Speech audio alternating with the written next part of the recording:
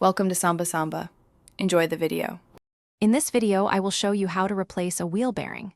First, gather all your necessary tools, including a floor jack, jack stands, and a 32 mm socket. Safety is paramount, so properly lift and secure your vehicle on jack stands. Then, remove the wheel and carefully detach the brake caliper, hanging it securely to avoid stressing the brake line. Make sure your new wheel bearing assembly is easily accessible. Now, let's get that old bearing out. Begin by removing the large axle nut, which is usually a 32 mm size. Next, you'll need to detach the brake rotor and the caliper bracket from the steering knuckle.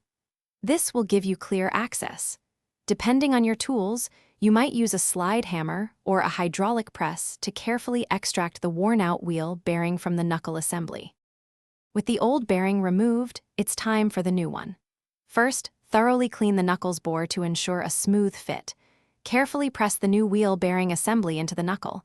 Ensure it's seated correctly and evenly. Once in place, reinstall the axle nut, tightening it to the manufacturer's specified torque. This critical step prevents future issues and ensures proper function. To finish up, reattach the brake caliper bracket, then the rotor, and finally the brake caliper. Double-check all bolts for proper tightness. Reinstall your wheel, ensuring lug nuts are torqued correctly, and then safely lower your vehicle. Remember to check the description for a link to the Echo Dot smart speaker and other great deals. Take a short test drive to confirm everything feels right. Congratulations, you've replaced your wheel bearing. Thanks for watching.